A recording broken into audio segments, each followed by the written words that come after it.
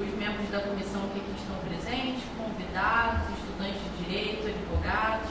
Quero cumprimentar também os colegas palestrantes que hoje eu trago aqui para me acompanhar na composição da mesa, o vice-presidente, que é o Dr. Bruno Moreira, e o nosso secretário da Comissão de Direito Empresarial, que é o Dr. Caio Mirabelli, o nosso palestrante convidado de hoje.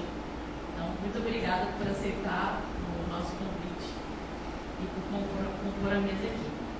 Bom, eu sou Bruna Ferrado Leone, para quem não me conhece, sou advogada, sou presidente da Comissão de Direito Empresarial e também da Comissão de Defesa e Proteção Animal aqui da Ilha do Governador, atuo também como membro da Comissão de Ciências Políticas, percebendo, né, cada vez mais essa dificuldade, porque a qualidade do ensino, né, o que vem se colocando nisso.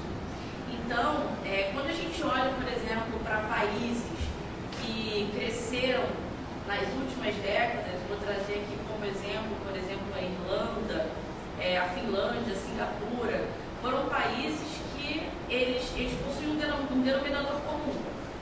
Eles trataram a educação pública como uma prioridade de Estado e não do governo.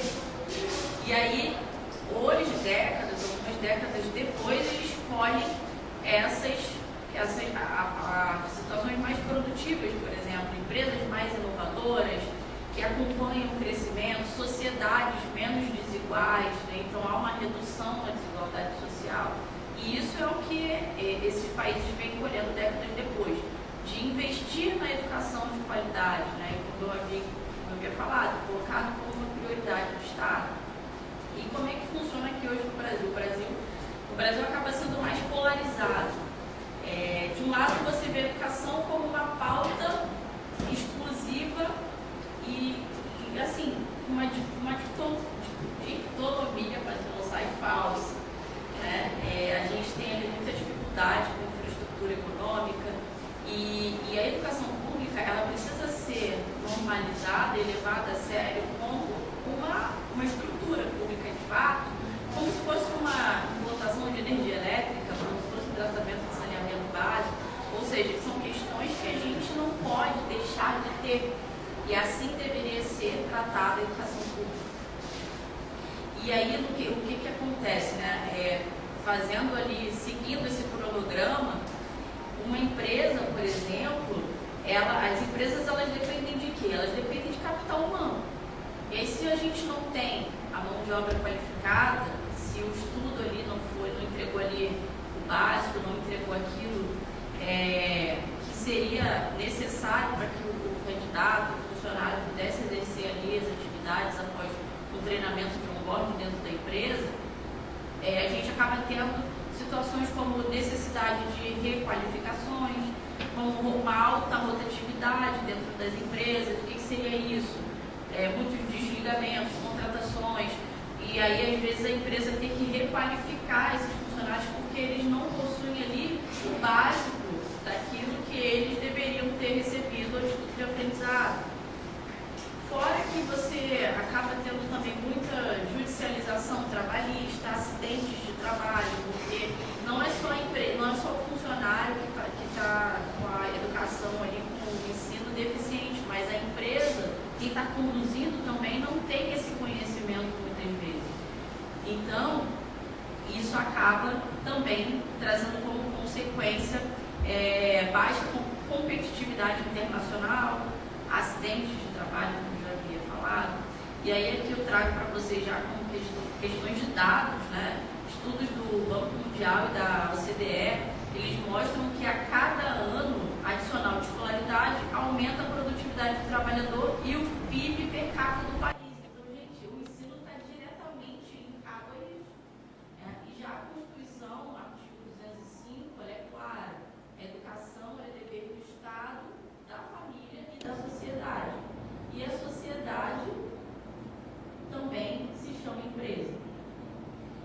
E como a gente pode trazer como pontes, né, trazer o direito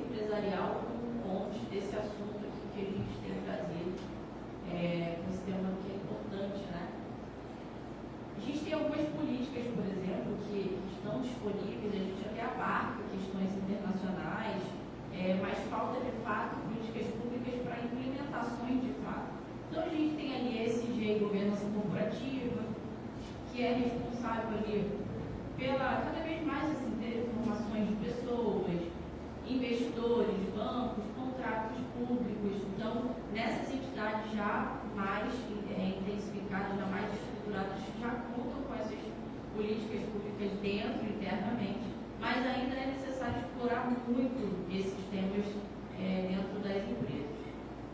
Uma coisa que a gente pode contar como bons também são incentivos fiscais e marcos legais, então parcerias ali com o terceiro setor, tem algumas leis, a lei do bem, incentivos à pesquisa e desenvolvimento, e a responsabilidade social. E aí eu não estou falando já somente como marketing isso, tá? Mas como estratégia. E há empresas que, para as empresas investirem de fato em educação, elas colhem ali a reputação, elas colhem bons resultados ao final. Então, empresas que investem em treinamento, fornecem cursos internos, uniformes qualificados. Então, elas acabam construindo ali talentos dentro da empresa e acabam tendo resultados melhores, são mais desenvolvidos.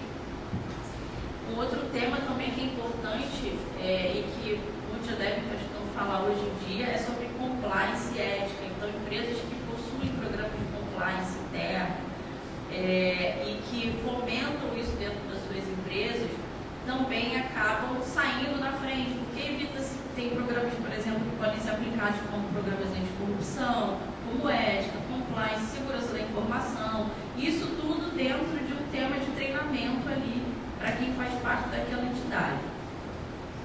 E venho falar também um pouquinho sobre a OAB, né? Ela não é só uma entidade de classe. Então, o artigo 44 da Lei 8.904 de 94, ele coloca a defesa da Constituição do Estado Democrático de Direito, dos direitos humanos e da justiça social entre as suas finalidades institucionais. Então, quais os objetivos? Debater a educação pública, que é o cumprimento da missão. E aqui, como Comissão de Direito Empresarial da 33ª Subseção, nós estamos trabalhando justamente nessa ponte entre a academia, a empresa e o poder público. Então, como que a gente consegue trazer isso e fomentar? Trazendo debate, promovendo esses encontros que a gente tem trazido aqui, capacitação interna, articulações que a gente consiga ali elucidar como o advogado empresarial pode entender sobre essa parte, né, social ali, e não só a questão pura e exclusivamente contratual.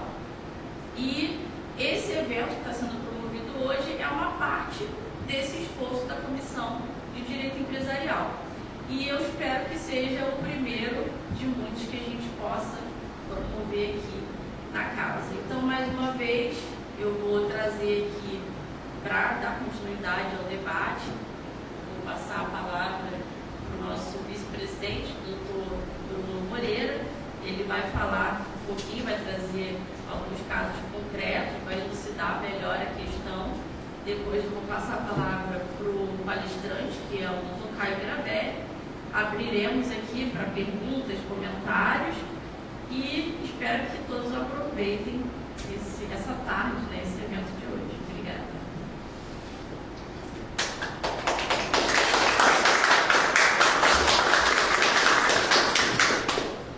Boa tarde. Boa tarde. Parabéns ao Dr. Caio por trazer esse tema tão interessante e tão importante para a sociedade.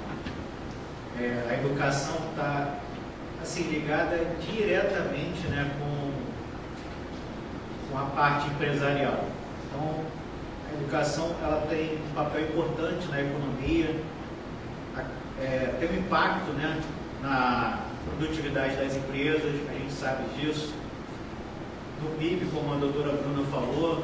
Então, ela citou aí vários países, né, que se desenvolveram no longo prazo com o avanço da educação pública, e um país, né, que eu vou citar aqui, que acho que é o, também, né, ela citou alguns, mas também que é exemplo da Coreia do Sul, né, isso foi um avanço lá muito grande na economia, e a gente precisa ter essa consciência que a educação no longo prazo ela tem um reflexo na economia e na melhora da sociedade.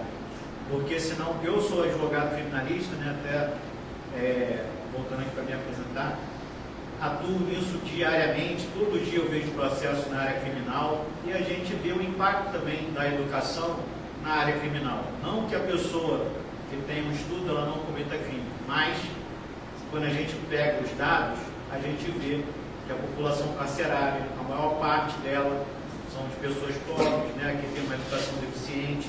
Então, isso tem um impacto. De outro lado, né, se a gente não tiver essa consciência, se a sociedade não tiver essa consciência, a resposta do poder público sempre é mais curta, aumento de pena. Agora mesmo a gente tem uma lei que tem penas que chegam até a 80 anos. Será que a criminalidade diminuiu com isso? Né? Eu não sei, acredito até que não. Acho que ninguém deixou de praticar crimes por conta disso. Não que a pena, né, não seja algo importante, talvez até o momento, né, seja algo que a gente deva fazer porque a gente não tem algo melhor. Até mesmo, esqueci agora um professor que até, né, fala isso, né, prisão é algo que a gente usa hoje em dia porque a gente não tem algo melhor para crime violento, mas cada vez mais a gente tem, né, esse aumento de pena e a criminalidade aumentando, né? Agora com essa lei aí chegando até 80 anos.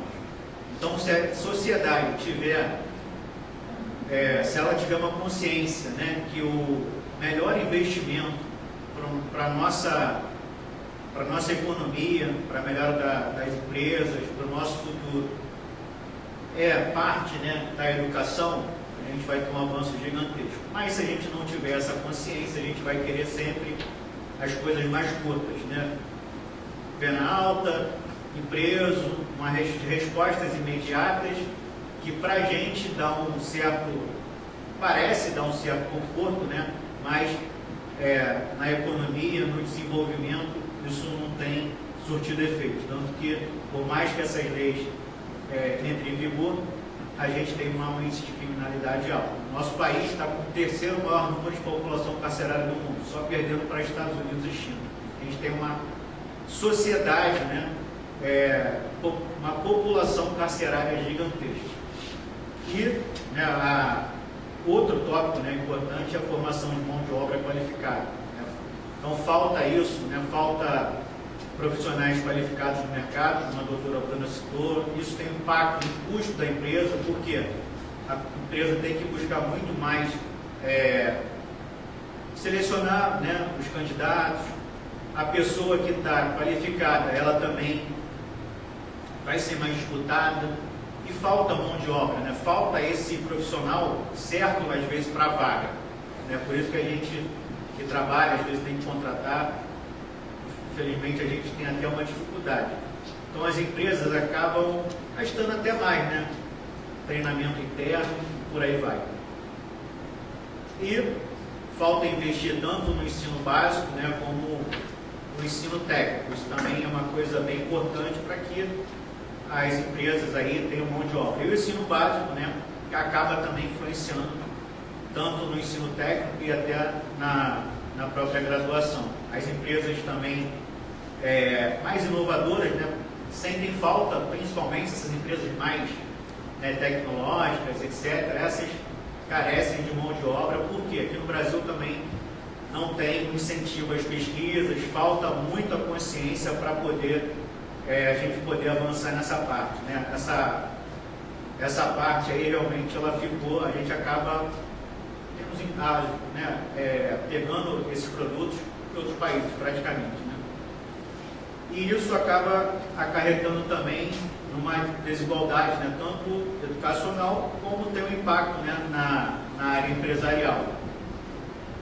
Então a gente vê isso também quando a gente compara as regiões. Tem regiões que, como a educação é precária, você vê que o desenvolvimento até mesmo ali da própria produtividade,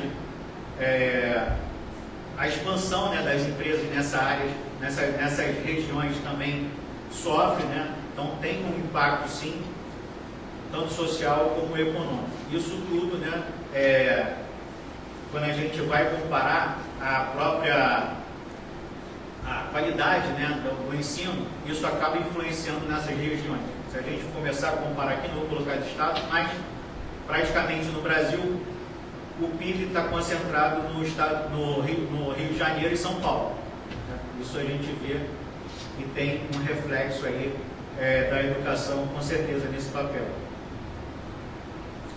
O Estado, né, ele tem que garantir, né, essa educação de qualidade. Está na Constituição, faz parte do investimento, né, na capacitação desses jovens, né, e isso também tem um impacto no corpo jurídico. Por quê? A falta de educação tem uma influência direta ali nas empresas.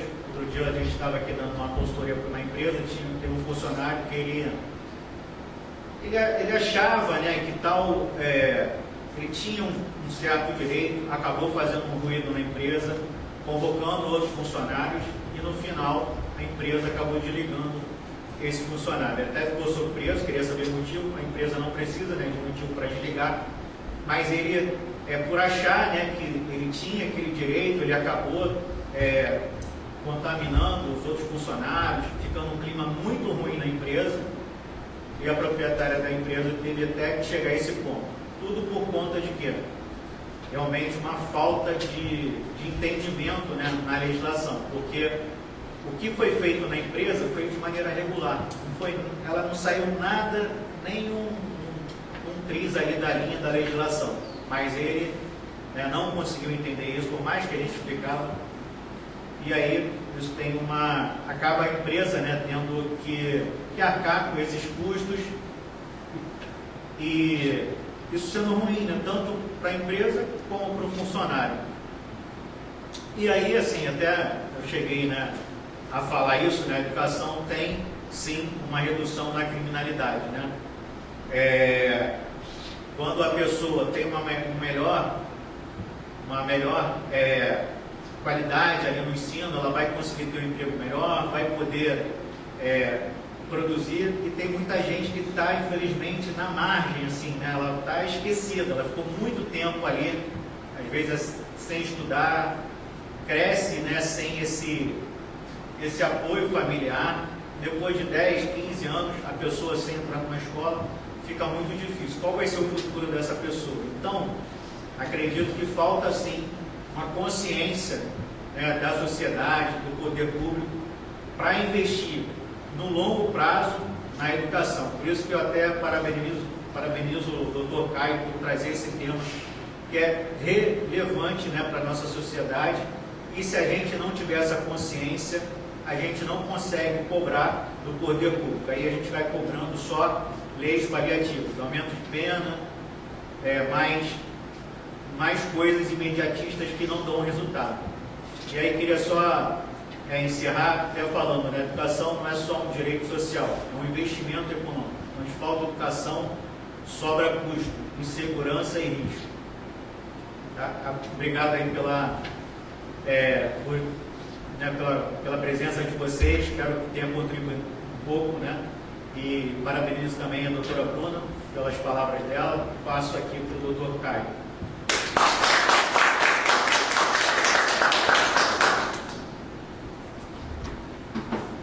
Boa tarde a todos, conseguem me ouvir? Boa tarde, sim. Então vamos lá. Palestra como a educação pública de qualidade contribui para o desenvolvimento das empresas.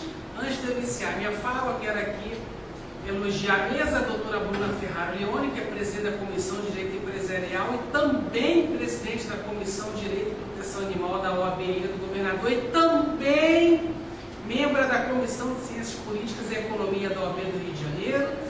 Quero aqui agradecer o doutor Bruno Moreira Vasconcelos, que é advogado criminalista e vice-presidente da Comissão de Direito Empresarial da OAB Ilha do Governador. Também quero aqui comunicar a presença da doutora Flávia Quintanilha, que é a vice-presidente da Comissão de Ciências Políticas e Economia da OAB do Rio de Janeiro, também advogada de família. Quero aqui agradecer a presença do François Camargo, que é o consultor de jornalismo da Comissão de Ciências Políticas e Economia da OAB do Rio de Janeiro. Quero aqui atestar a presença da TV Faferj. Para quem não sabe, a Faferj é a Federação de Associações de Favelas do Estado do Rio de Janeiro, que além de ser uma aliada política da Comissão de Ciências Políticas e Economia da UEM Rio de Janeiro, forneceu a sua televisão para cobrir o evento de hoje. Quero muito agradecer aqui a Faferj, na figura do presidente Cocino. Quero aqui agradecer a presença do Manuel Marques da Silva, que é um querido amigo, um empresário português, que está passando alguns dias aqui no Rio de Janeiro, aqui no Brasil, está conhecendo o sistema OAB do Rio de Janeiro. Obrigado pela sua presença. Também agradecer a presença de todos vocês. Então, sem mais delongas, vou entrar aqui na minha fala. Antes de iniciar minha fala, eu gosto de ensinar conceitos para que os ouvintes possam compreender perfeitamente a palestra de hoje. Para quem não sabe, empresa é uma atividade econômica organizada. Uma empresa produz produtos e coloca em circulação. Uma empresa presta serviços. Uma empresa possui custos para produzir produtos e prestar serviços. Uma empresa utiliza os 4 elementos da economia para produzir, que são a mão de obra, a matéria-prima, a tecnologia e o capital. Para quem não sabe, uma empresa possui os seguintes objetivos: produzir os bens e serviços o menor custo possível, aumentar exageradamente a margem de lucro e suprir as necessidades de consumo da sociedade. Para quem não sabe, o conceito de empresário é o profissional que exerce atividade econômica organizada. Esse profissional vive dos lucros de sua empresa e sua atividade possui custos, riscos e lucros. Muito bem. Então, para uma empresa se desenvolver, precisa de um monte de coisa. Uma dessas coisas é uma mão de obra qualificada, capacitada. Mão de obra é força de trabalho, é o funcionário, é o operário, é o trabalhador, é o empregado. Mas uma empresa também precisa de um empresário forte, capacitado, qualificado. Então a empresa precisa de empresário com educação de qualidade na cabeça e funcionário com educação de qualidade na cabeça. Empregador capacitado e qualificado, empregado capacitado e qualificado. Quem deveria dar qualidade e capacidade para os dois? O Estado. Como? Pela educação pública de qualidade. Agora vamos visitar a história. Nos anos 80 e 90, no estado do Rio de Janeiro, nós tivemos um governo estadual formado por gaúchos, cariocas, nordestinos de excelência.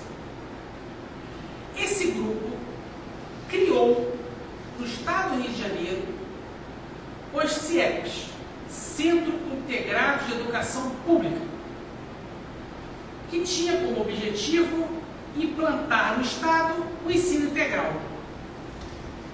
Como funcionava esse modelo de educação? Funcionava das 7 da manhã às 17 horas da tarde.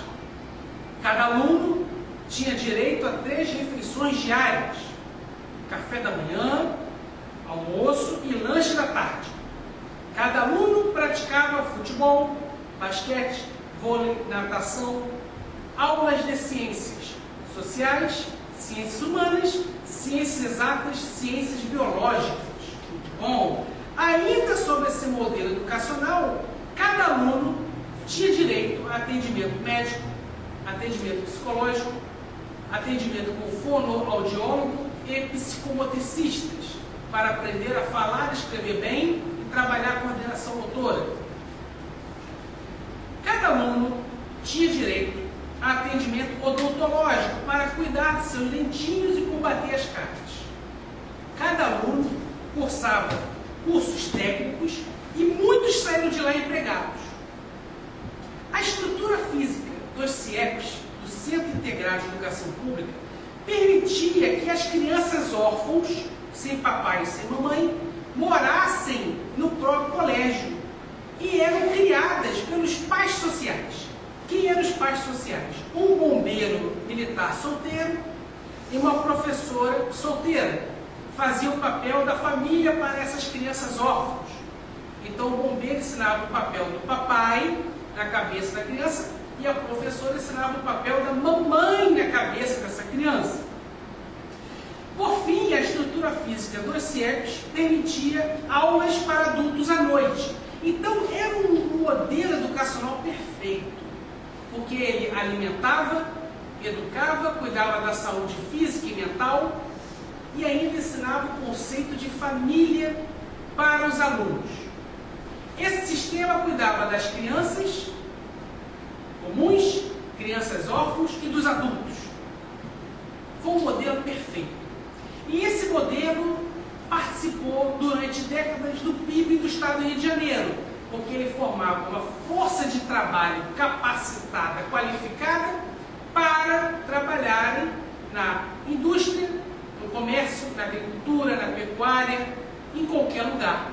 O Estado estava formando cidadãos alfabetizados, capacitados e qualificados para o mercado de trabalho. E nós sabemos que tanto o patrão quanto o empregado bem preparado, a empresa cresce. Não tem como a empresa falir quando todo mundo trabalha bem. E para trabalhar bem, você tem que ser especialista em alguma coisa. E quem te dá essa especialização? Escola, colégio, faculdade.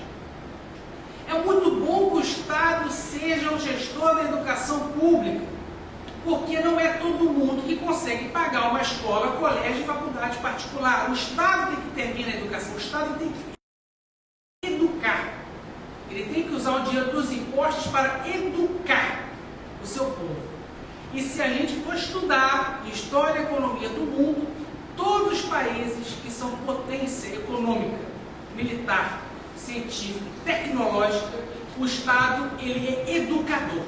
O Estado ele educa, o Estado ensina, ele prepara os seus nativos. E o Estado do Rio de Janeiro está nessa bagunça econômica, social, essa desordem, essa violência triplicada a cada ano que passa, troca governador, entra governador, sai um grupo, entra outro, e só piora por quê? Porque depois desse governo dos anos 80 e 90, que investiu nos CIEPs, quando ele saiu do Estado, do governo, os governadores que o sucederam destruíram esse sistema educacional. Destruíram. Então, e quem assume o Estado não reativa. Não quis reativar. Anteontem eu vi no RJTV que hoje, em ano 2026, em século XXI, nós estamos em abril, tem colégios públicos que não estão funcionando. Existem alunos que não estão estudando porque está faltando energia elétrica no colégio, está faltando água, está faltando ar-condicionado.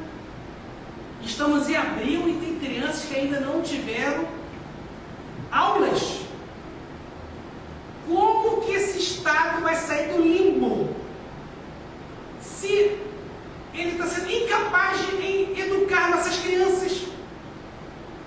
Que força de trabalho, que mão de obra teremos nas próximas décadas se eles não estão aprendendo a ler e escrever, não estão aprendendo a calcular, não estão aprendendo matemática, história, física, química, geografia?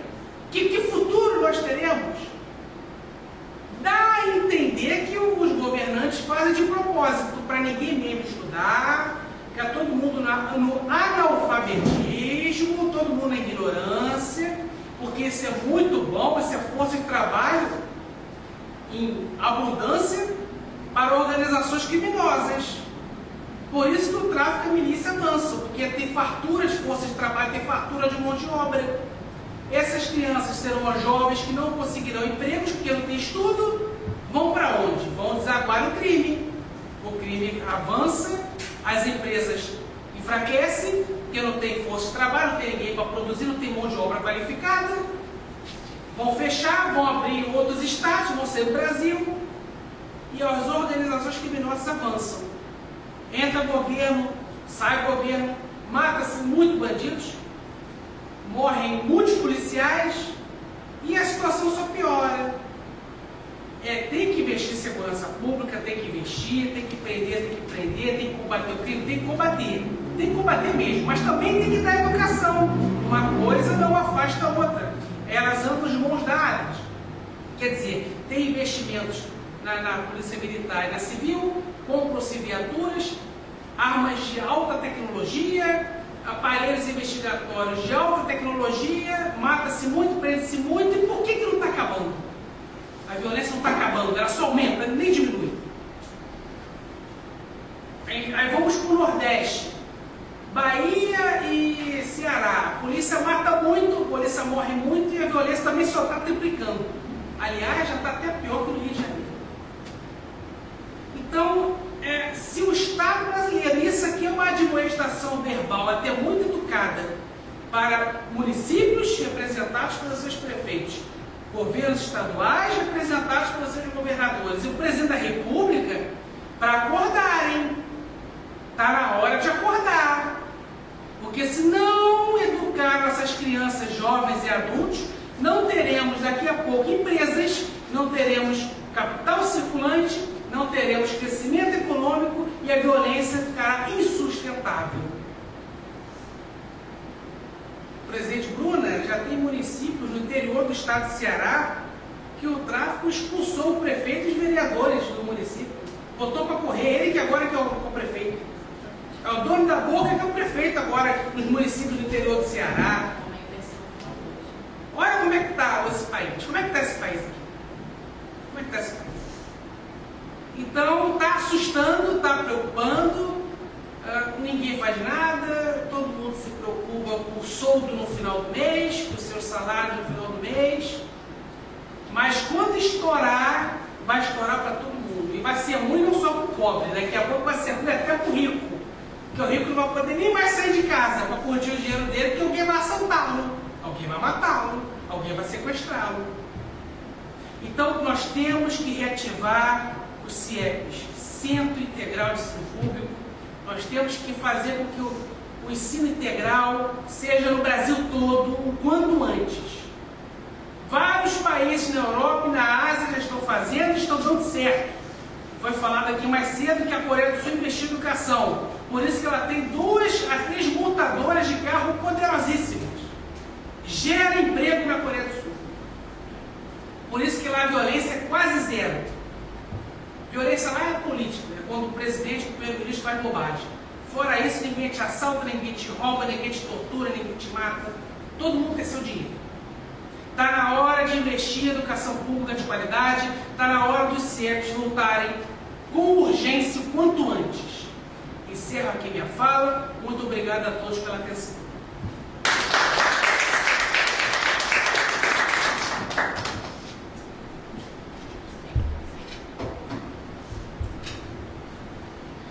Excelente posicionamento do Bruno, que trouxe casos concretos e até trazendo, resgatando também o direito penal ali, falando sobre a comunidade carcerária, o posicionamento do nosso país hoje no ranking mundial de pessoas que estão encarceradas, trazendo ali uma analogia, uma raiz, né, de que não é só por conta da violência em si, é a violência, mas existe uma questão raiz ali que traz a gente nesse histórico, né, que nos coloca nessa posição. E é aquilo, de fato a falta da educação, porque quando não há o investimento do Estado, quando não há a criação de políticas públicas voltadas para a educação, isso vem de berço, né? Desde criança, a gente tem escolas que estão paralisadas. Quais são as referências que essas crianças, que esses adolescentes têm? Qual é a referência, né? Qual é a criação, qual é a educação? Então ele não tem acesso a isso. E aí, o que tem de facilidade ali para ele? O que está à mão dele ali? O que tem solução mais imediata? Muitas das vezes é o cometimento de um crime.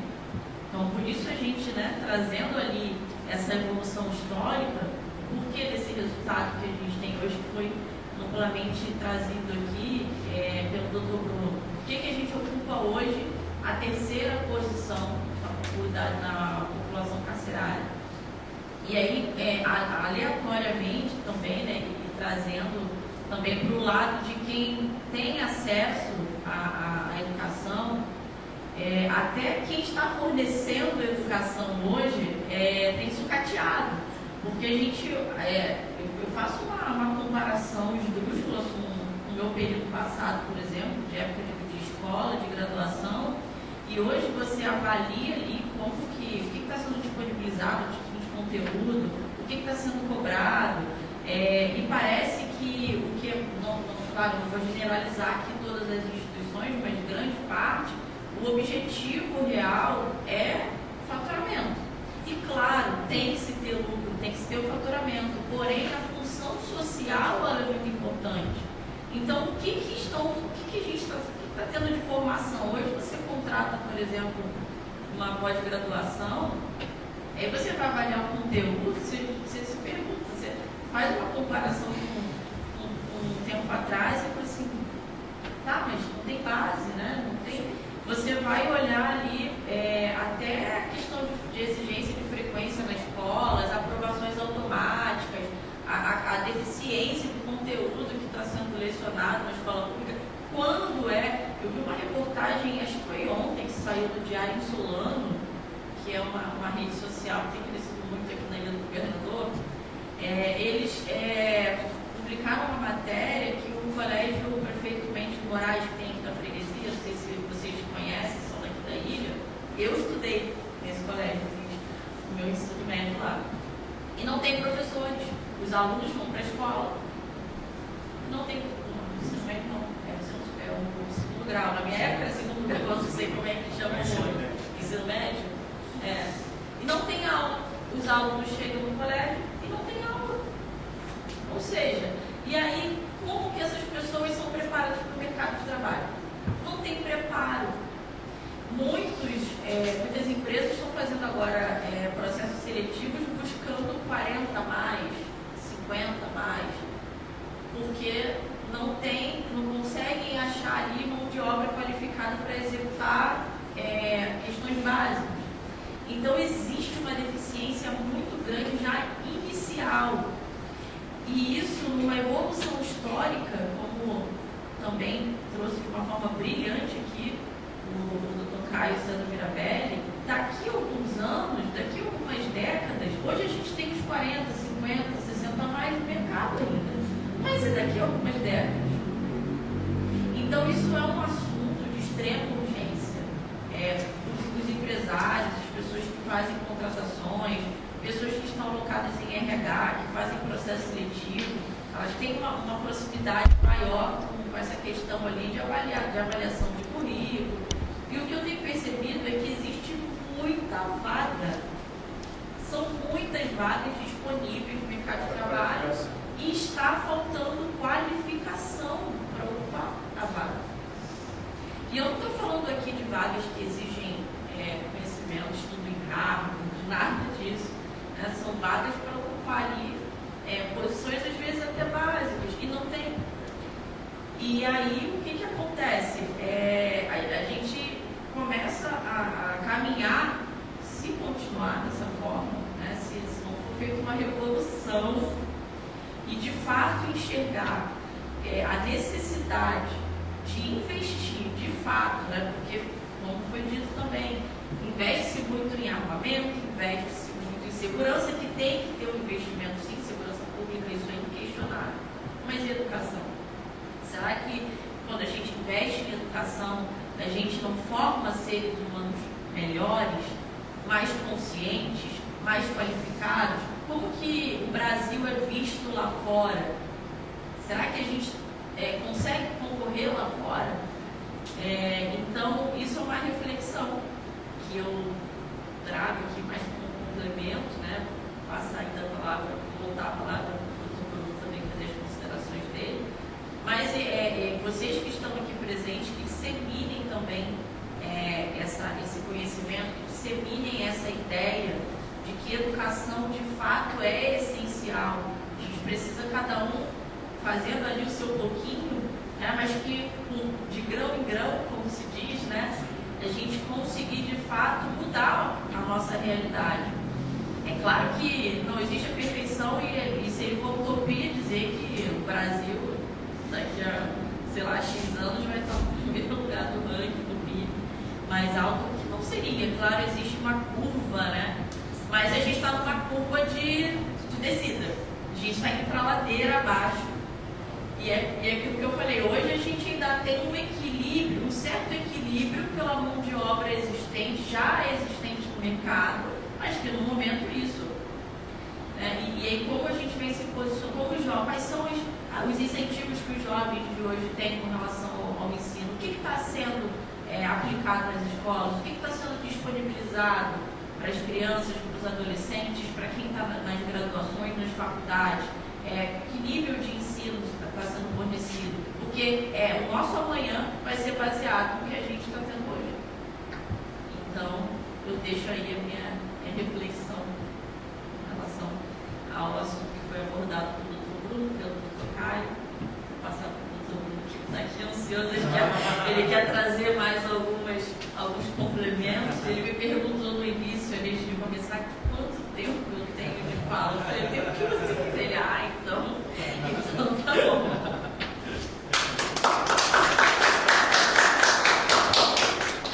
Não só parabenizar mesmo, os parabéns aí ao Dr. Caio, assunto excelente, ele traçou muito bem aí o histórico, né? E até fez um levantamento importante aí do nosso futuro. Essa reflexão realmente a gente precisa ter e é urgente, porque a gente quer melhorar, mas a gente gosta muito de atalho, né? A gente quer estudar, mas quer aprovação imediata, né? Sem fazer nenhuma prova, aprovação automática. Até colocaram isso também aí.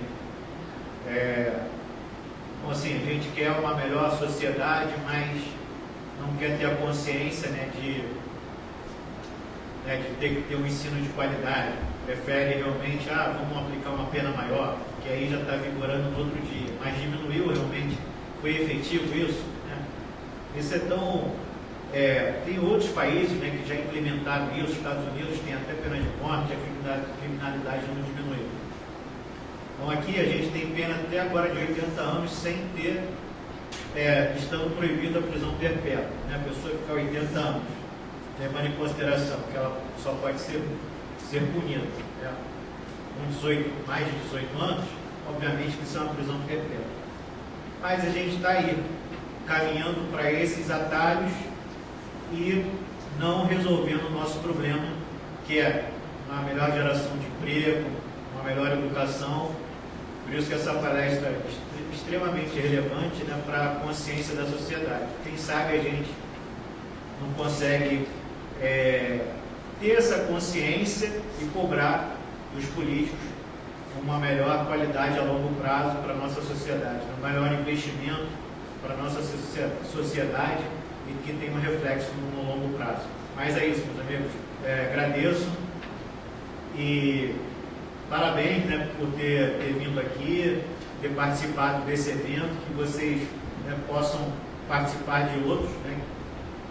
E se alguém tiver alguma pergunta também... Vamos abrir para perguntas, para comentários. Mas eu só tenho a agradecer aí e parabéns aí à mesa. A Bruna realmente falou muito bem, o Dr. Caio também. Parabéns aí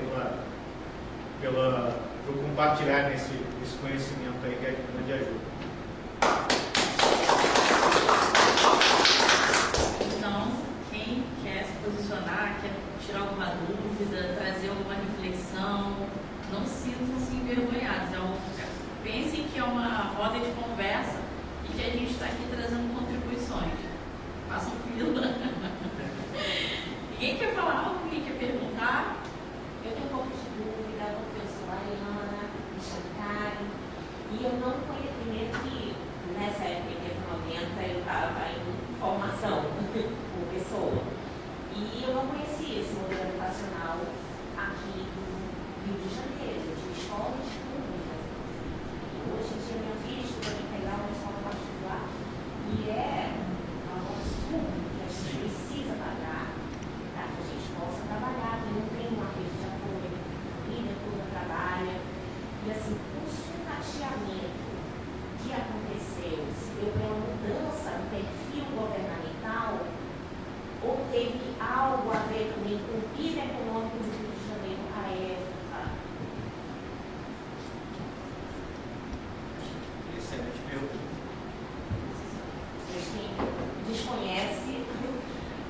Excelente pergunta. Agora vamos para as polêmicas, se a presidente Bruna autorizar.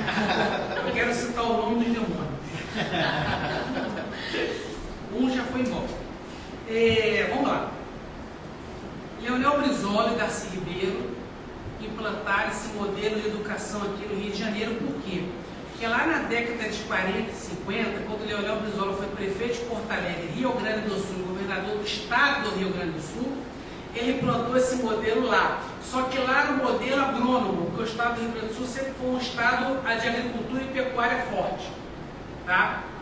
Quando ele trouxe para o Rio de Janeiro, o Darcy Ribeiro, que foi um dos maiores antropólogos do mundo, que era muito fã do Brizola, e não um grupo político, transformou esse projeto num projeto agrônomo, agrícola para urbano, e implantou aqui junto com o Brizola. E aqui ele construiu centenas de colégios no estado todo. O intuito era formar mão de obra qualificada e cidadãos de verdade e ainda cuidar das crianças órfãs que não tinham papai e mamãe. Ele deu família para essas crianças, deu psicólogo, médico, dentista, fonoaudiólogo, deu tudo.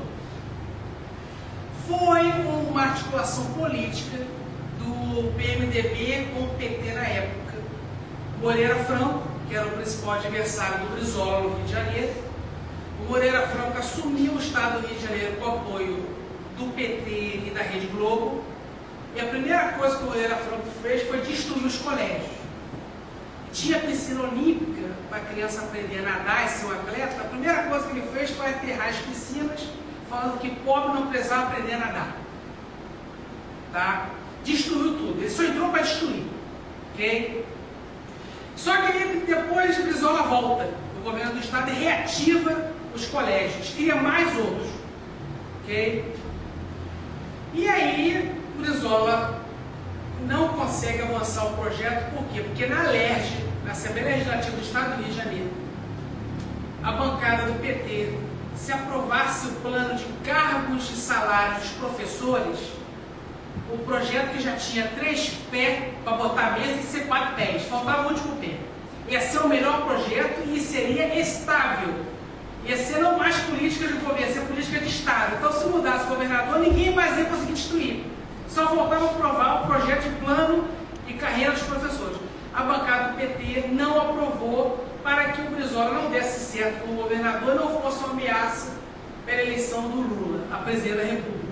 Então foi uma articulação do PMDB do Moreira Franco com o PT do Lula. Aí o Brizola termina seu mandato e o sucessor dele agora é um outro governador, Marcelo Alencar, que foi do grupo político dele e traiu ele. E foi para o PSDB da época do Fernando Henrique Cardoso. E o Marcelo Alencar também destrói o CIEPS, só que de uma outra maneira, uma maneira mais suave. Ele tira a gestão dos colégios, do governador, do governo do estado, e passa para os municípios, para os prefeitos administrarem.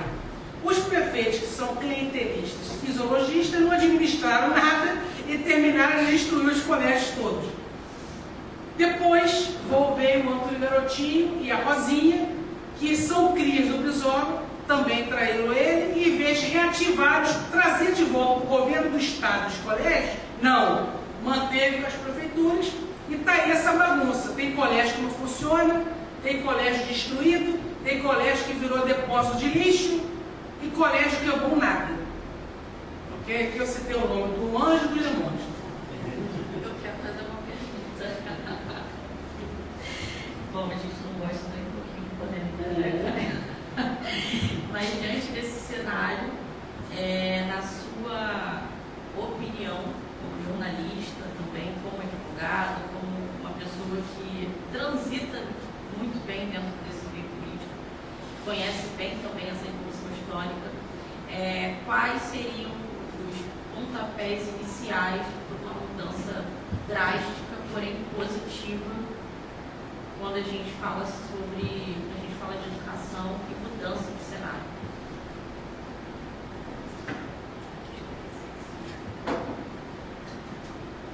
Olha, o futuro promete ser assustador. Porque os candidatos que nós temos, tanto para o governo do Estado quanto para o presidente da República, e nem me interessa se for qual partido for, Você não vê ninguém defendendo isso. Você não vê ninguém defendendo isso. E o que mais me assusta, a grande mídia que deveria estar alertando sobre isso, não fala nada. Os universitários que deveriam estar defendendo isso, não falam nada. Então, há uma grande articulação nacional para destruir isso aqui mesmo, para não deixar nem voltar a conversar sobre isso. Por quê, presidente Bruno? Se o povo não tiver educação de qualidade, a gente não consegue desenvolver as empresas nacionais, as empresas brasileiras. Então, quem vai vender seus produtos no nosso espaço, já que nossas empresas vão falindo por falta de mão de obra qualificada, aí quem ganha dinheiro aqui? A empresa americana, a empresa chinesa. Então o Brasil vira um mero importador de produtos, né, um mero consumidor, e não um produtor de produtos industrializados, manufaturados, que possa ganhar mercado dentro e fora do Brasil. O Brasil é o único país no mundo que tem tudo para ser o dono do mundo. Nós temos o solo rico, abundância de água, minérios, petróleo, gás. Nós temos o melhor povo, porque nós somos a mistura de tudo que existe bom. Nós temos o melhor do branco, o melhor do negro, o melhor do índio, o melhor do asiático, o melhor do italiano, do holandês, do alemão, do espanhol. Mas não deixa o Brasil investir em educação, porque a empresa brasileira cresce, conquista o monopólio dentro do Brasil, conquista o monopólio no exterior, e isso é ameaça para americanos e chineses. Então é uma política internacional de destruição da pátria, que só deu certo que nós temos demônios brasileiros que se venderam para os americanos e chineses para conspirar contra o próprio brasileiro.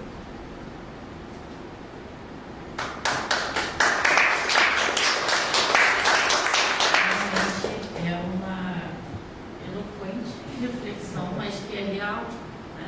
Isso é muito real. Quando o Dr. Caio traz de forma calorosa, porém muito sincera, essa questão de impedirem, né, a nossa pátria, a expansão, porque de fato porque nós somos bons.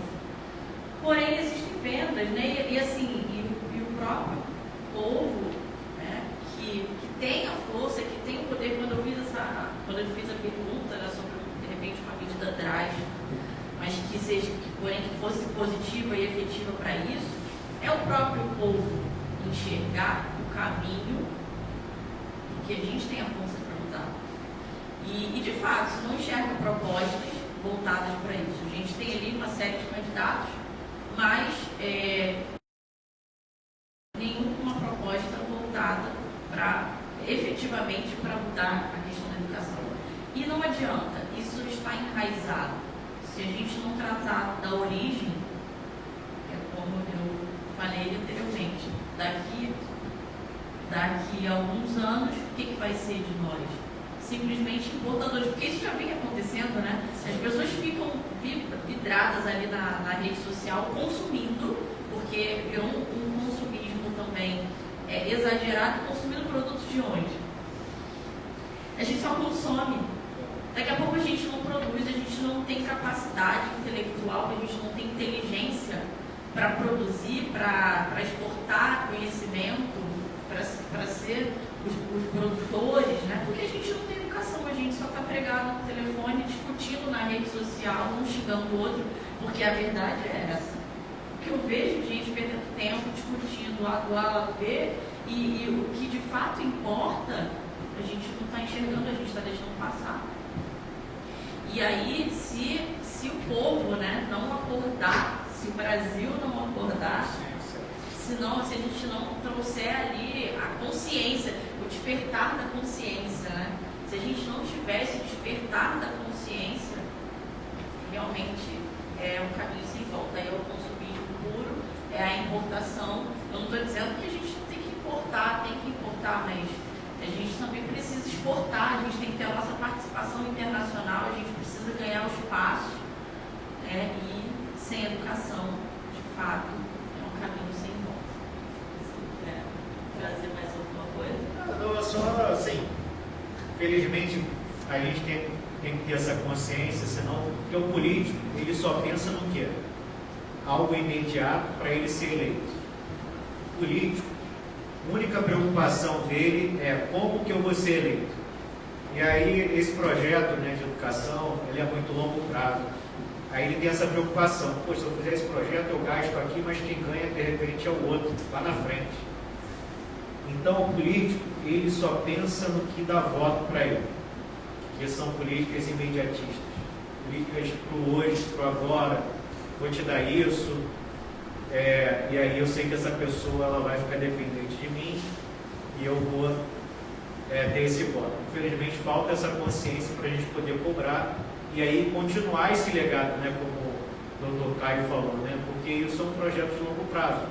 E aí o político que vem na sequência, ele não quer, não, isso é o legado do outro, ele começa o projeto dele do zero. Aí fica isso tudo. E agora, né, pior ainda porque o estado aí do Rio de Janeiro está todo sucateado, endividado. E aí dificilmente, né, agora realmente ele tem até um motivo para não investir, né, porque não tem mais dinheiro, né.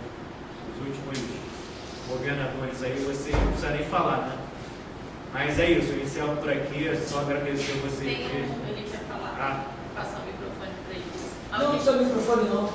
É só complementando aí a fala do Dr. Caio, na realidade não só do Dr. Caio, mas dos três, né, que estão na mesa, é que é o seguinte, quando a gente começa a tocar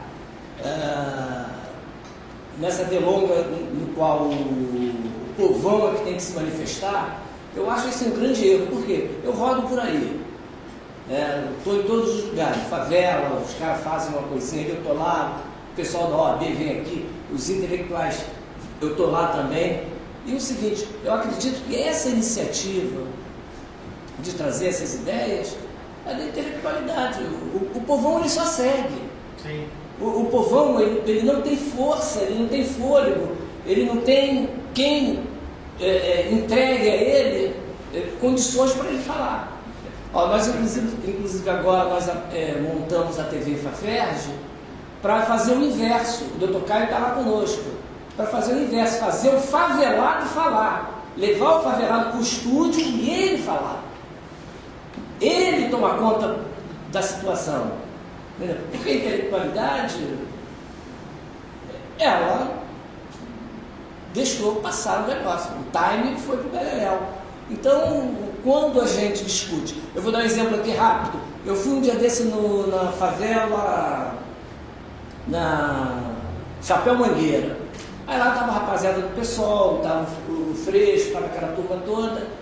E no discurso deles, eles falaram exatamente isso. Porque, não sei se vocês conhecem o Chapéu Mangueira, embaixo são prédios de nível alto, né? São classe média alta. E eles falaram o seguinte, o que eles têm que temerem é quando a favela descer. E eu falei, não, brother, a favela não vai descer. Nesse contexto que vocês querem, a favela não vai descer. A favela ela tem que descer exatamente como o Dr. Caio está falando aí. Com estudo adequado, com os garotos descendo para cursar um nível técnico, uma faculdade, o que seja, aí a favela desce. Eles só temem a favela, eles só temem essas massas, se essas massas descerem com canudos debaixo do braço.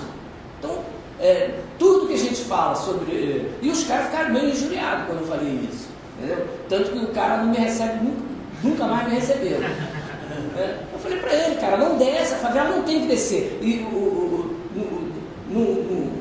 em lugar nenhum está escrito que a favela tem que descer, para cair na bolacha com a classe média. Não tem que descer, ela tem que descer exatamente ali, intelectualizada também. Então, essa fala, eu acho meio que falasse, né? Porque o intelectual, ele tem que se manifestar e trazer as massas para si, né? Criar os discursos e avançar. François, você está certíssimo, certíssimo. Podemos até dar exemplo aqui. Eu falei mais cedo que a situação está caótica, que além de ter uma articulação geopolítica para destruir o nosso país, há brasileiros que se venderam para essas forças. E um juízes brasileiros são os intelectuais do país. Isso está certíssimo. Quando você vê algum intelectual brasileiro formado em Harvard, nos Estados Unidos, em Oxford, na Inglaterra, eles defendem que o Brasil seja o mesmo, mero exportador de commodities, mero exportador de comida, da agricultura e da pecuária. Nenhum intelectual brasileiro defende educação pública de qualidade e industrialização. Nenhum. Está assustador isso. Está muito assustador.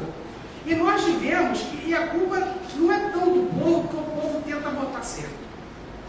O Brasil já elegeu um dos maiores sociólogos do mundo, Fernando Henrique Cardoso. Olha o desastre que foi o governo do maior sociólogo do mundo. Né? Então, assim, aí o Brasil, o povo carioca tentou eleger um juiz para governador. Olha o que aconteceu.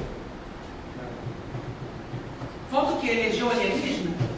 Essa quadrilha de gritaria foi criada ali. Sim, então o que me assusta é que a gente tenta votar certo, né? O juiz, o sociólogo, o povo de São Paulo votou um dos maiores empresários do Brasil, o Dória. O que foi o governo Dória? O cara é eficiente na iniciativa privada, e quando foi no governo foi marketing nada. Tanto é que nem conseguiu ser candidato a presidente da República. Foi ridículo, nem conseguiu ser candidato, olha só. Então, assusta, a gente tenta votar certo, a gente tenta votar. E acontece isso. Então, para finalizar a minha fala, enquanto tiver brasileiros que não amem o país e não reconheçam o potencial do país, nós precisamos trazer a intelectualidade para a gente. O desafio é como trazê-los, porque eles adoram dólares, eles adoram euros, eles adoram passear em Paris, eles adoram ir para Disney ver o Mickey. Como tirar essa ilusão deles e trazê-los para o brasileiro? Vargas deu certo como presidente do Brasil porque teve intelectuais que amavam o Brasil como ele. O Brizola deu certo no Rio Grande do Sul e no Rio de Janeiro porque tinha os intelectuais que estavam com ele. Darcy Ribeiro era um. Mas hoje os intelectuais bons faleceram e outros estão a Disney em Paris. Falam inglês, falam 7 línguas. Esse é o desafio.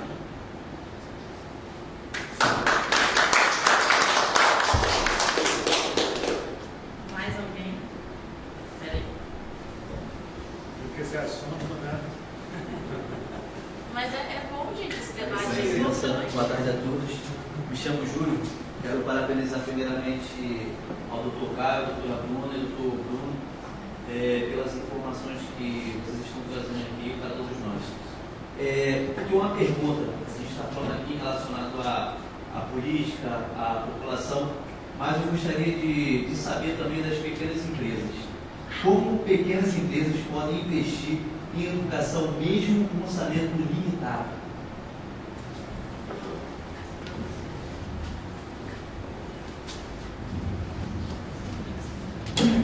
Bom, então, como o doutor Caio falou, né? O maior incentivador da própria educação tem que ser realmente o governo, né? Porque isso é uma política de Estado, né? Colocar isso como uma prioridade para poder, no longo prazo, ter uma consequência, né? Aí é como eu tinha falado aqui, né? O político está muito preocupado no quê? No voto. E essas políticas são de longo prazo. E aí realmente é essa dificuldade, né, do político fazer esse tipo de investimento. E as empresas, essas empresas, pequenas empresas, né, têm de fato, né, um orçamento limitado, mas ainda assim tem ainda faz parte, né, fazer essa capacitação, cursos hoje em dia, né, com o avanço da internet, tem muitas empresas, né, que conseguem fazer, dar esse treinamento, né, com o avanço da internet, ficou mais barato, né. Aqui mesmo, né, esse tipo de palestra para consciência a gente faz também, né, até de forma gratuita, né, também retribuindo um pouco para a sociedade.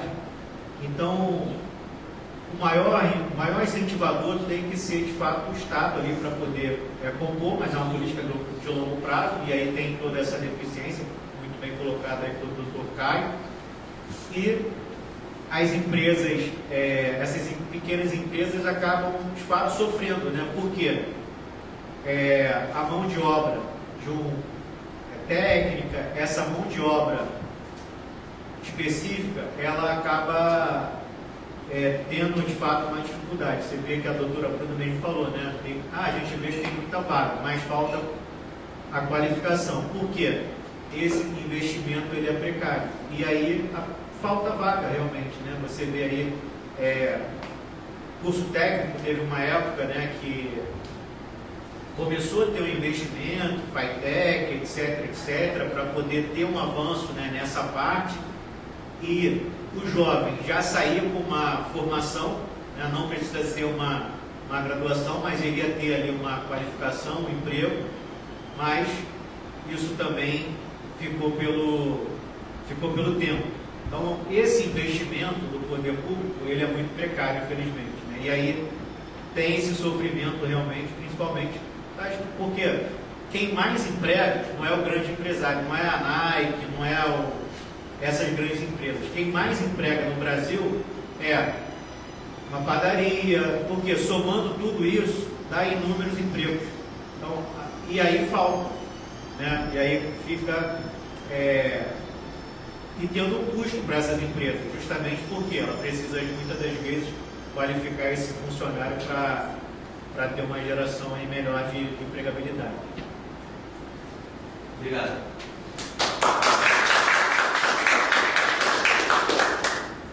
Vamos polemizar mais. Até vir os processos. Vamos lá.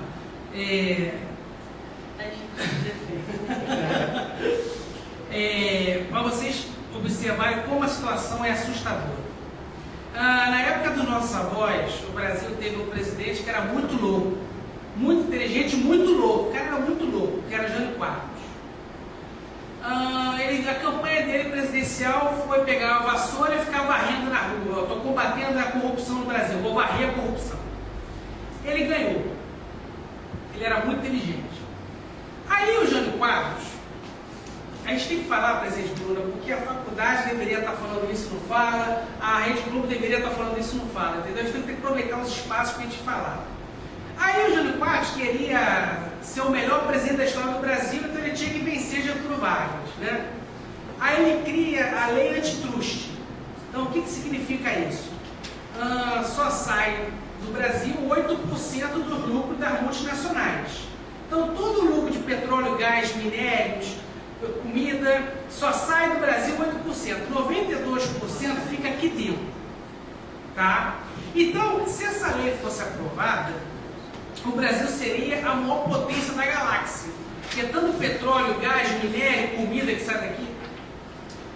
E ela passou com um projeto de iniciativa extraparlamentar, o presidente da República manda para o Congresso Nacional, o Congresso aprova a lei, o projeto de lei volta para o presidente, sanciona, a lei nasceu.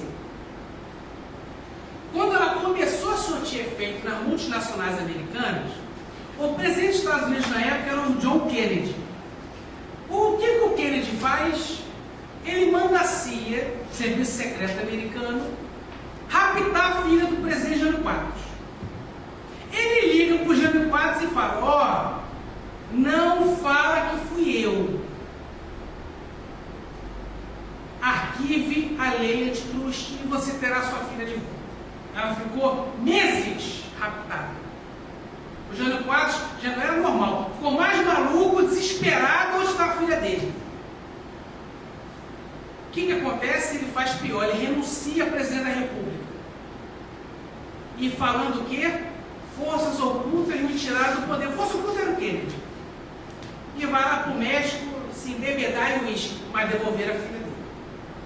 Então, quando ele renuncia, o governo seguinte, o presidente novo, com a pressão do Congresso, arquiva a lei antitruste. E nunca mais se fala nessa lei.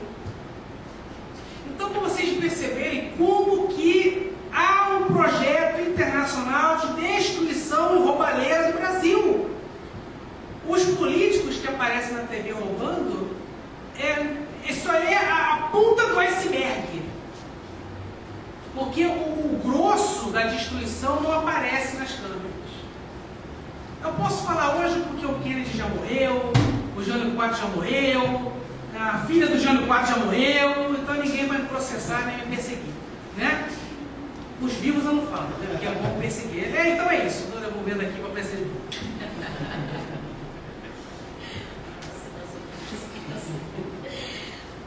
Gente, é muita polêmica, é muita política. Mas alguém quer tirar alguma dúvida, trazer um posicionamento, trazer, por exemplo, uma ideia que corrobore aqui com o tema que a gente está discutindo hoje. Quero parabenizar ali um colega que chegou da Comissão de Ciências Políticas, o Cavalcante, seja bem-vindo. E, bom, mais alguém quer trazer alguma ideia?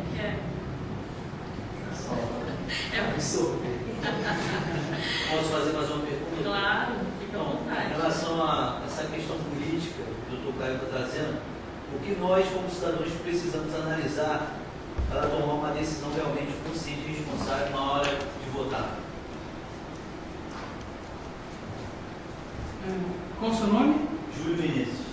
Doutor Júlio, eu falei mais cedo aqui, eu estou assustado porque os candidatos ao governo do Estado e a presidência da República, ninguém fala nada, né?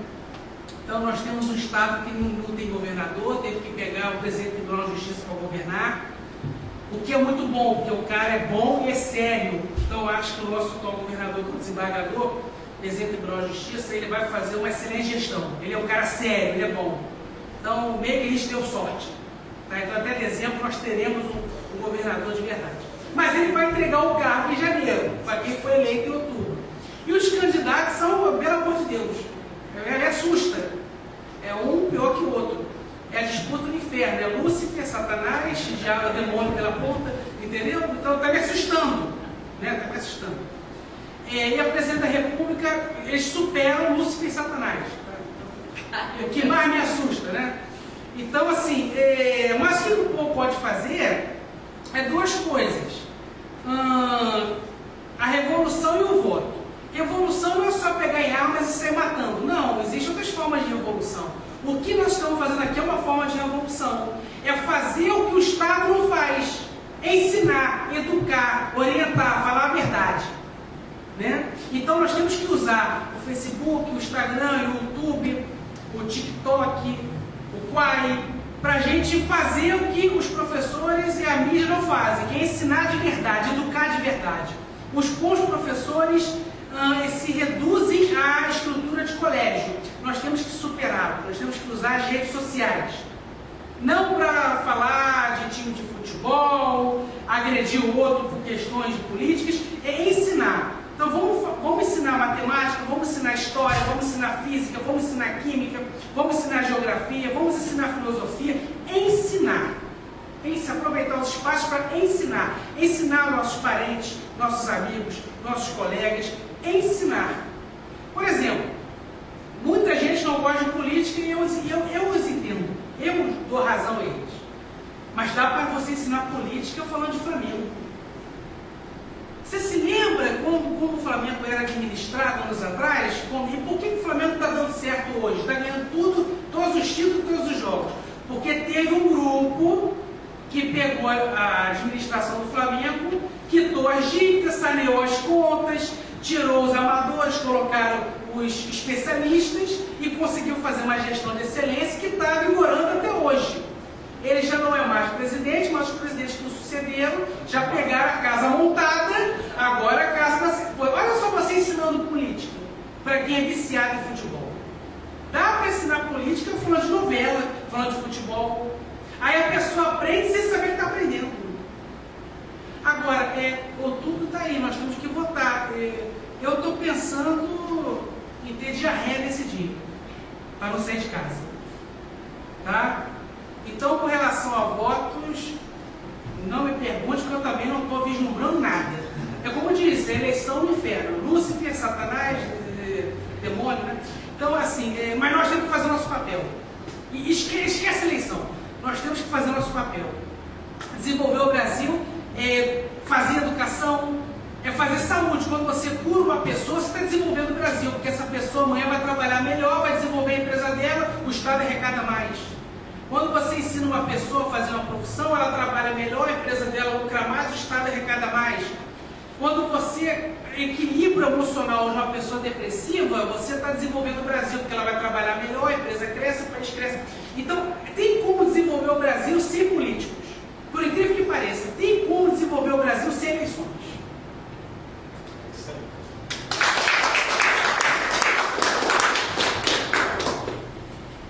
Nem tudo é sobre voto.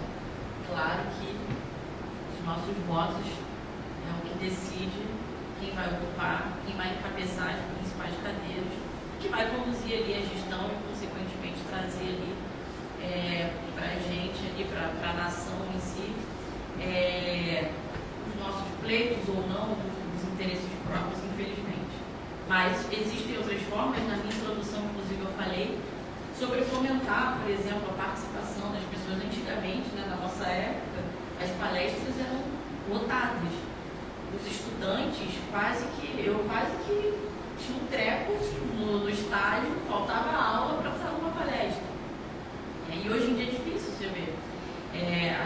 Eu trouxe a minha equipe, né, tem os membros da comissão, o Dr. Bruno trouxe a equipe dele, mas o interesse, né, quando eu falo do despertar também, é o interesse das pessoas em buscar o conhecimento, porque não basta só ter ali a ferramenta disponível, as pessoas também precisam se interessar em buscar o conhecimento, em buscar a evolução. Mas a gente que está aqui presente, a gente pode levar esse aprendizado, disseminar esse aprendizado mundo afora. E aí existem formas de explicar a política, outras formas que não, de fato, falando na essência. Mas alguém quer trazer mais alguma? Você tem outra pergunta, Júlio? Não? Pode perguntar, não tem problema. Alguém quer perguntar? A minha quer trazer alguma pergunta, algum comentário? Não? Bom, do Caio, quer trazer mais? Acho que ele falou muito bem já. Agora a gente. Ele tá doido para falar. Senão a gente não quer encerrar.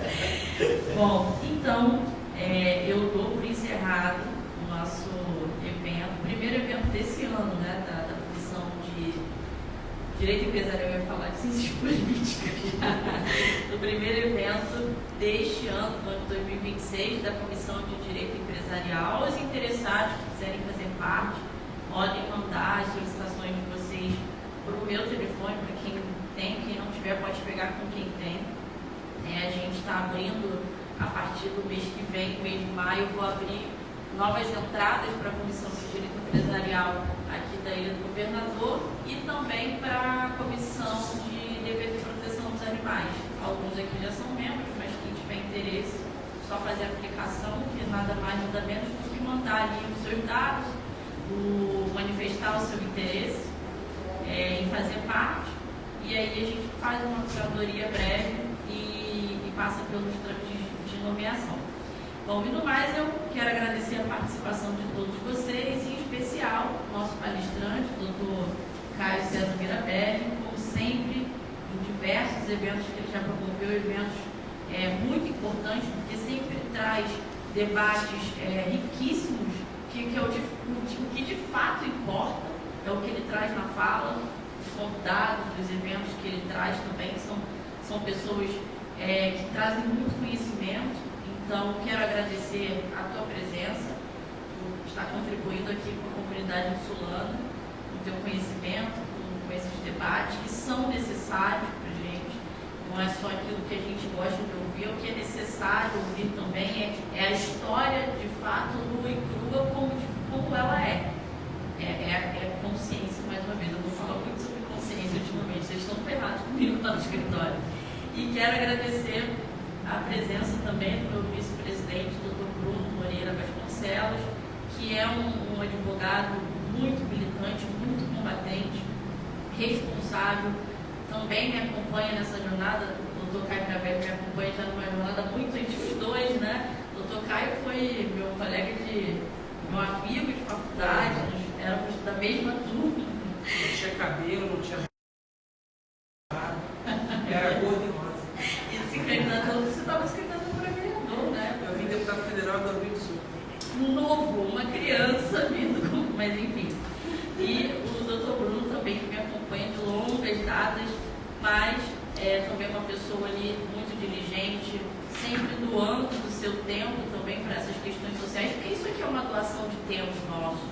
Estar aqui falando, propagando essas informações e estruturando esses eventos. Então, quero agradecer a presença de vocês por terem trazido essas explanações ricas.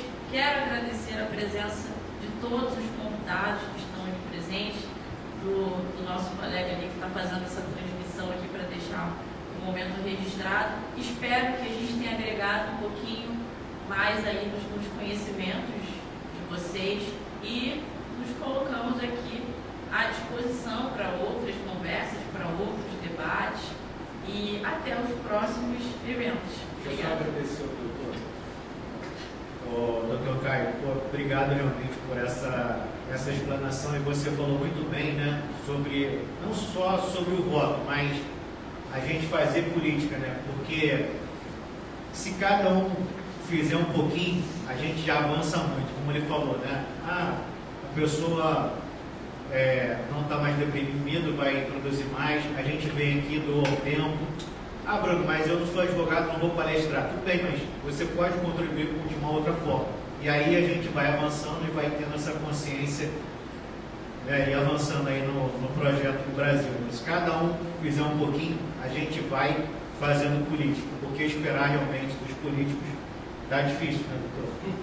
Mas, no mais, agradecer realmente essa palavra aí do doutor Caio, que foi, acho que, bem importante para esse avanço aí, não só no voto, né, mas se a gente fizer a política, a gente acaba melhorando o nosso país. No mais, é isso, e parabéns também, doutora Bruna, pela sua reflexão, tudo que você falou aí, bem importante. Acredito que cada um saiu daqui um pouco mais, né, rico, mais rico de informação, e agora a gente continuar a nossa caminhada.